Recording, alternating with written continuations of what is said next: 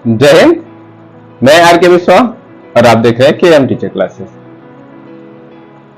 देखिए, न्यूनतम अधिगम स्तर हमने जाना कि न्यूनतम अधिगम स्तर तीन शब्दों से मिलकर बना हुआ है। न्यूनतम, अधिगम और स्तर। न्यूनतम का मतलब हुआ कि व्यक्ति की वह औसत मानसिक क्षमता, उसकी वह औसत या उसकी वह मानसिक क्षमता है जो उसमें होने चाहिए। अधिगम क्या था? अधिगम यह था कि अधिगम का अर्थ होता है सीखना। सीखना यानी कि व्यक्ति के अंदर उसके जो व्यवहार में जो परिवर्तन लाया जाता है वो अधिगम के माध्यम से होता है कि व्यक्ति के व्यवहार में या बालक के व्यवहार में स्थायी परिवर्तन लाना, ताकि वो अपने आप को समाज में सामंजस्य स्थापित कर सके या समाज के अनुसार वो चल सके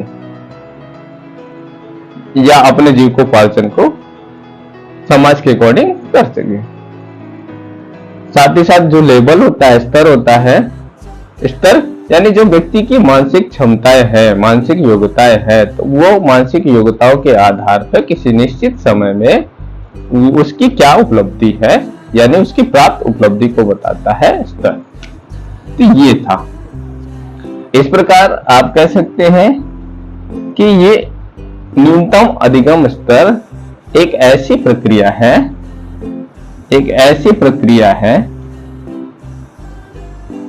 जिसमें यह निर्धारित किया जाता है, ऐसी प्रक्रिया है जिसमें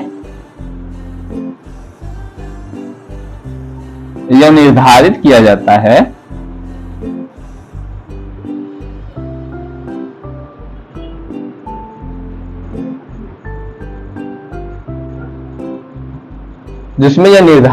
जाता है कि व्यक्ति एक निश्चित समय अवधि के दौरान, यह निर्धारित किया जाता है कि एक निश्चित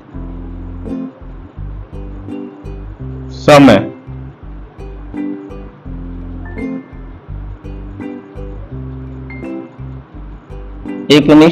के अनुसार यानी एक निश्चित टाइम के अनुसार या एक निश्चित आप समय के अनुसार या कह सकते हैं एक निश्चित कक्षा के अनुसार कम से कम व्यक्ति को कितना सीखना चाहिए, कम से कम व्यक्ति को कितना सीखना चाहिए, कम से कम कितना सीखना है, ये क्या है? एक न्यूनतम अधिगम स्तर। अब इस प्रकार, अब इसको इस तरह कह सकते हैं जैसे फॉर एग्जाम्पल, अगर कोई क्लास एक बच्चा है, मान लीजिए ये बालक है,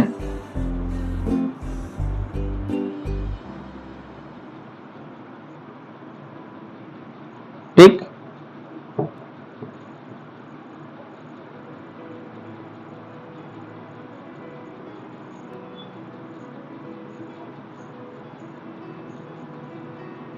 और ये बालक है क्लास 9th का। क्लास 9th का बालक है। आप इस क्लास 9th के बालक, 9th या 10th मान लीजिए, 10th का बालक है, अगर इस क्लास 10th में इस बालक को बोर्ड के द्वारा, मान लीजिए इसका बोर्ड एग्जाम होता है, बोर्ड के द्वारा मिनिमम निर्धारित किया गया है कि मिनिमम इसको 33% मार्क्स लाने हैं। तो ये बोर्ड के द्वारा निर्धारित किया गया है कि 10वीं के क्लास में पास होने के लिए मिनिमम इसको कम से कम 33% मार्क्स लानी है। तो ये क्लास 10 के बालक के लिए कम से कम इतना अवश्य सीखना है। तो यही इसका क्या हो गया? मिनिमम लेवल ऑफ लर्निंग क्या हो गया? यही इसका मिनिमम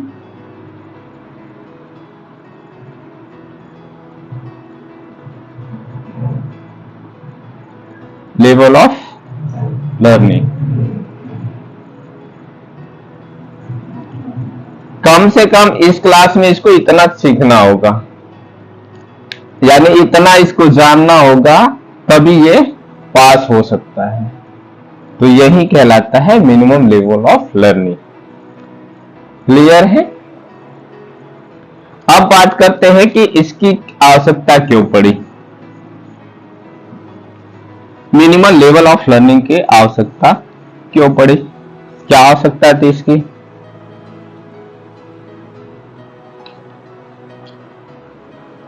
नीड की बात करते हैं, यानी इसकी आवश्यकता।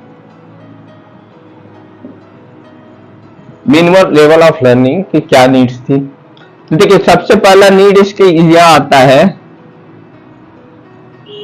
कि जो अपव्यय और अवरोधन हो रहे थे, अपव्यय और अवरोधन,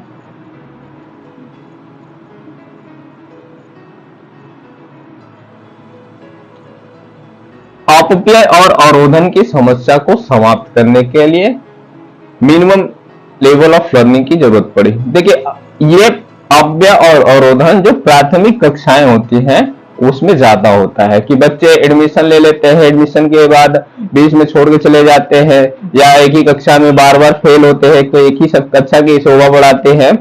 तो ये अपव्यय और अवरोधन की समस्या को दूर करने के लिए,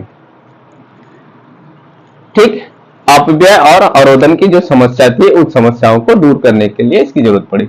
दूसरा आता है कि छात्रों के जो अधिगम स्तर में जो अंतर है, यानी कि छात्रों के जो लेवल है उसमें जो अंतर आता है, छात्रों के स्तर में, ठीक, छात्रों के लेवल, यानी जो छात्रों का लेवल है, जो स्तर है, इस स्तर को दूर करने के लिए मिनिमम लेवल ऑफ लर्निंग की आवश्यकता पड़ी। अब छात्रों के अधिगम स्तर, यानी जो उसका स्तर है, इस स्तर को कैसे, इसमें क्यों आवश्यकता पड़ी, यह स्तर से संबंधित क्या है? जैसे जब एक छात्र एक स्कूल से दूसरे स्कूल में पढ़ता है, अब एक जिला से दूसरे जिला में पढ़ता है, एक राष्ट्र से दूसरे राष्ट्र में पढ़ता है, तो इस तरह का जो छात्रों के स्तर में जो अंतर पाया जाता है, इन अंतरों को समाप्त करने के लिए मिनिमम लेवल ऑफ लर्निंग की जरूरत पड़ी। कोई भी बालक है, एक विद्यालय में उसका स्तर दूसरा होता है, दूसरे विद्यालय में के बालक का स्तर दूसरा होता है, एक जिले में पढ़ता है तो उसका स्तर दूसरा होता है, दूसरे जिले में बालक पढ़ता है तो उसका स्तर दूसरा होता है, अलग होता है। तो ये जो अंतर है, तो इन अंतरों को दूर करने के लिए मिनिमम लेवल ऑफ लर्निंग की आवश्यकता पड़ी।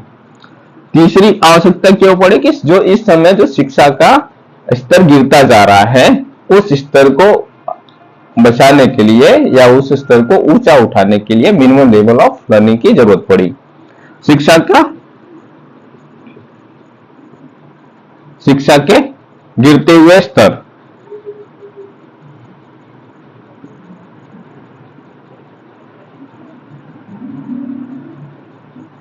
ठीक, इस समय जो शिक्षा का गिरता हुआ स्तर है, इस गिरते हुए स्तर को बचाने के लिए आप कह सकते हैं, या गिरते हुए स्तर को ऊंचा उठाने के लिए मिनिमम लेवल ऑफ लर्निंग की जरूरत पड़ी।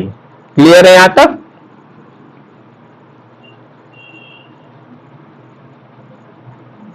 आज देख लीजिए, शिक्षा का स्तर इतना गिरता जा रहा है।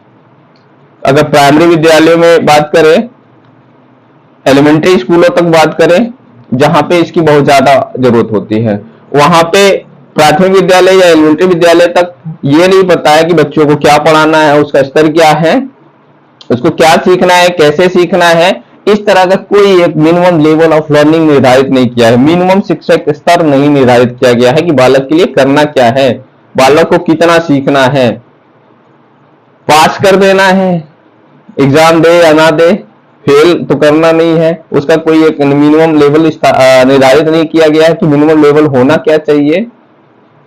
तो इस प्रकार शिक्षा का स्तर क्या हो रहा है, गिरता जा रहा है। तो इस गिरते हुए स्तर को ऊंचा उठाने के लिए मिनिमम लेवल ऑफ लर्निंग की जरूरत पड़ी है।